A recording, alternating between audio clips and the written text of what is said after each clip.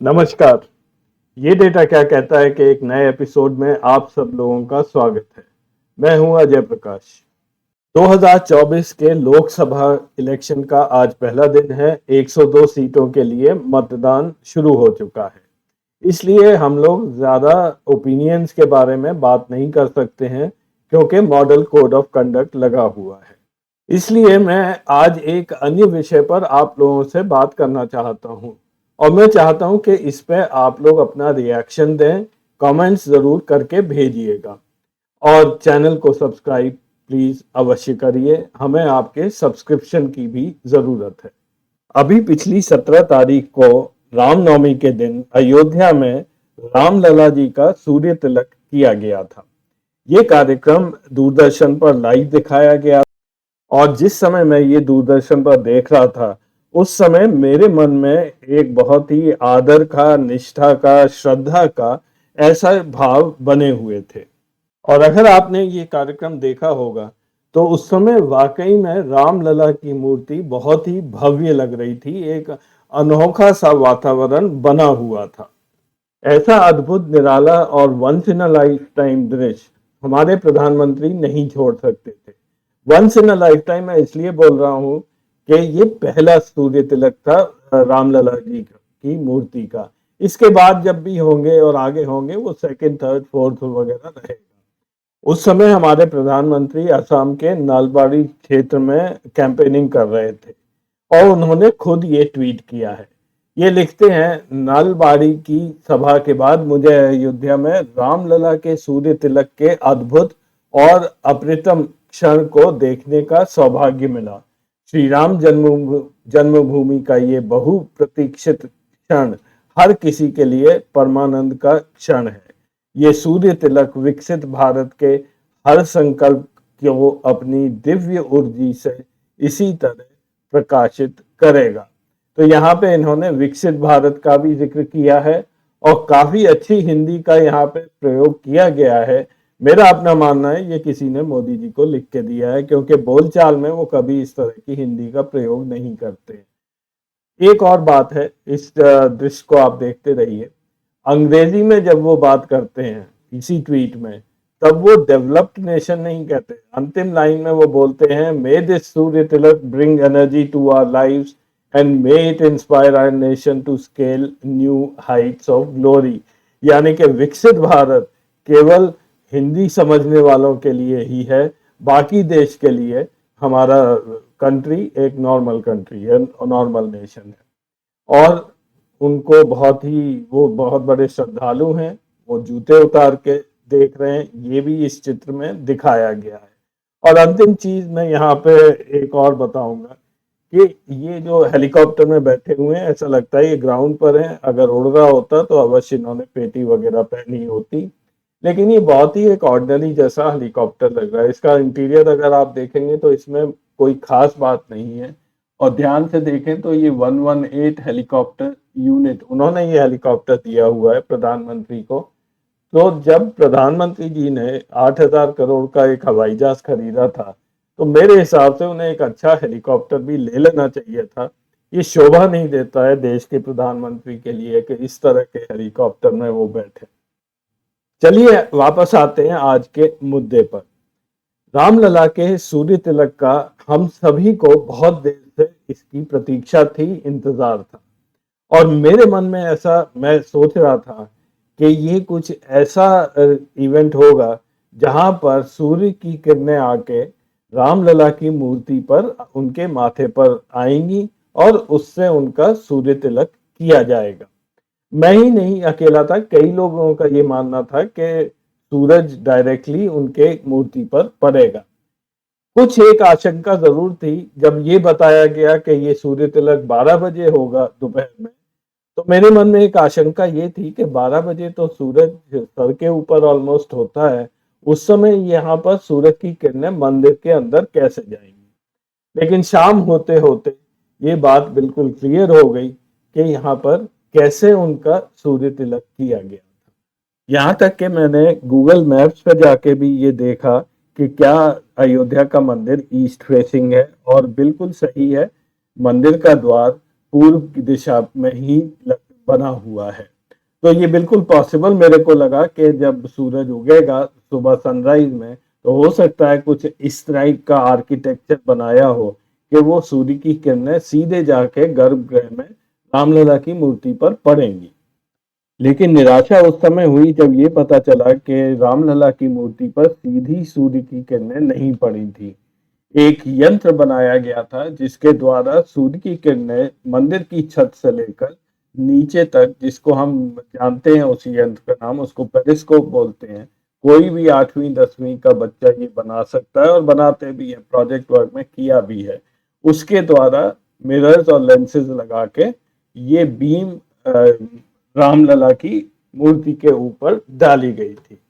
और ये जो यंत्र मंदिर में लगाया गया था, इसका ट्वीट स्वयं अभय करांदीकर, जो कि secretary department of science and technology हैं आजकल, इससे पहले आईआईटी कानपुर के डायरेक्टर रह चुके हैं, उन्होंने एक लंबा चौड़ा ट्वीट किया और इस प्रणाली को बनाने का पूरा श्रेय उन्होंने अपने जो संस्थान है, इंडियन इंस्टीट्यूट ऑफ एस्ट्रोफिजिक्स और एक आध और है रुड़की का इंस्टीट्यूट, उनको दिया गया।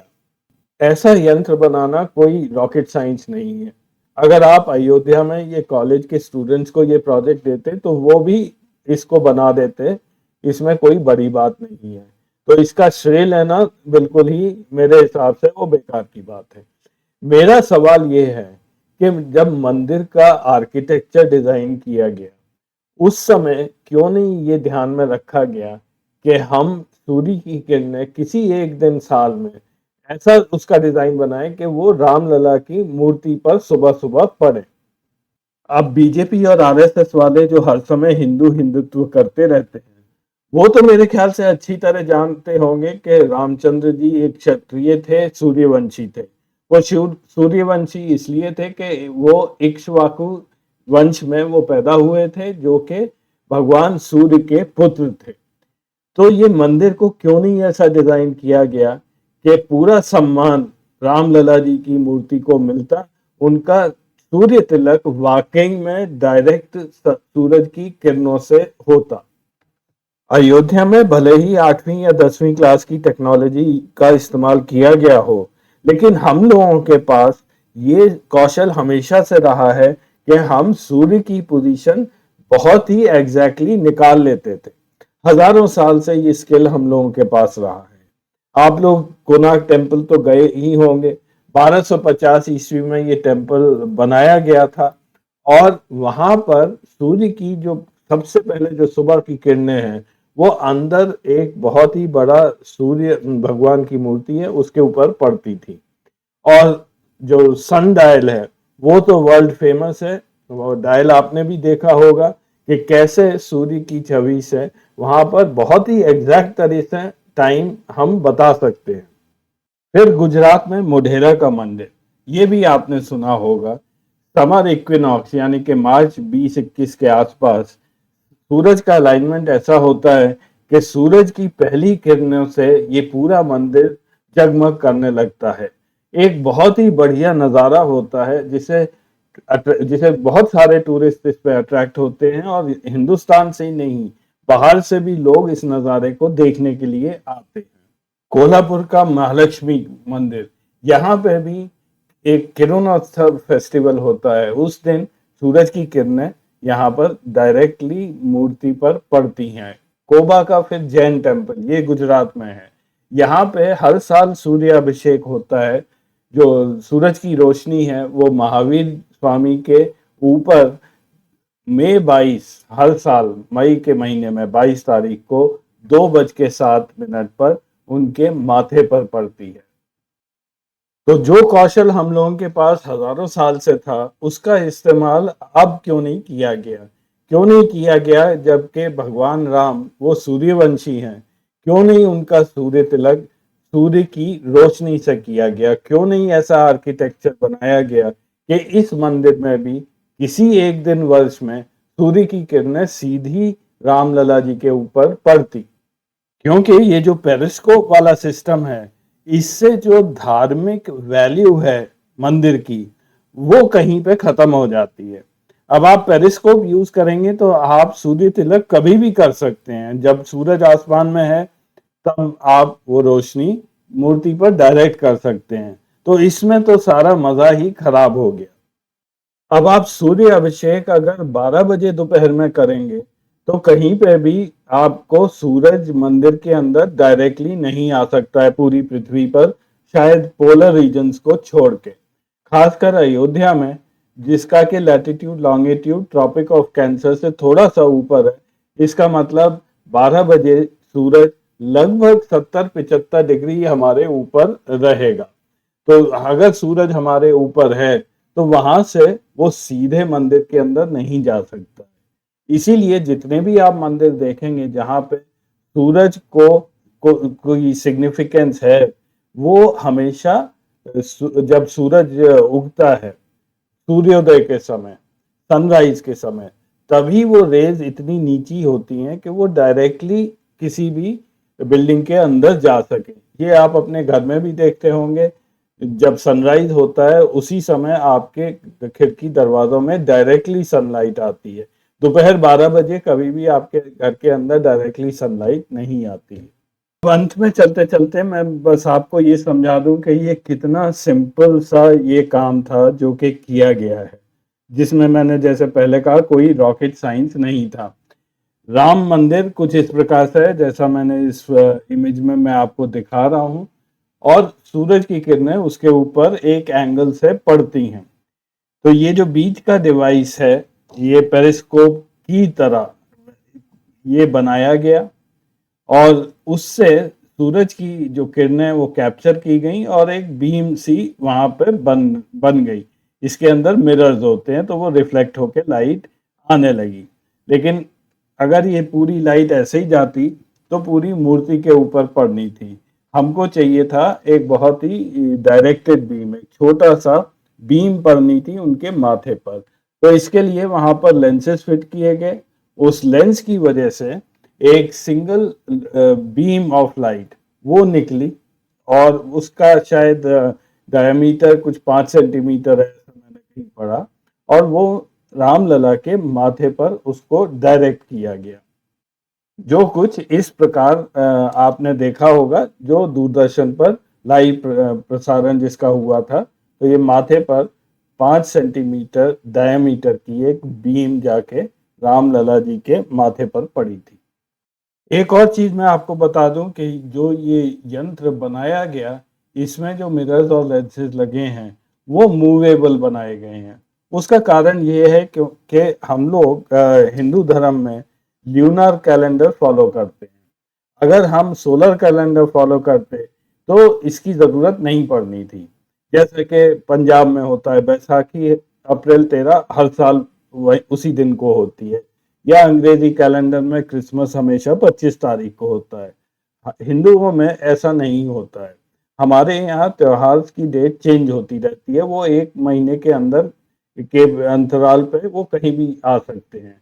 यहाँ मैंने रामनवमी की अगले 2 सालों की डेट्स दिखाई हैं। अगले साल पड़ेगा ये संडे अप्रैल 6 को, और 2026 में ये पड़ेगा थर्सडे मार्च 26। इस वजह से सूर्य की पोजीशन इन दिनों वहां उसी जगह नहीं रहेगी जहां के इस साल रही थी। तो वो खिसक के सूरज नीचे आ सकता है या इससे ऊपर आ सकता है। तो इसी वजह से वो बीम कैप्चर करने के लिए इस यंत्र के जो पुर्जे हैं, जो लेंसेज हैं, मिरर्स हैं, वो भी मूवेबल बनाने पड़े थे, जिससे हर साल रामनवमी पर उसको हम मूव करके सूर्य के डायरेक्शन में ले जाएं और वहां से ये डायरेक्टेड बीम रामलला जी के माथे पर पड़ सके। और इसी वजह से मेरे को कहीं ना कहीं एक निराशा है कि जो हजारों साल से हमारे पास कौशल थी, स्किल थी, हमने उसका इस्तेमाल नहीं किया, और आज तो हम उससे भी ज्यादा बेटर चीजें बना सकते थे।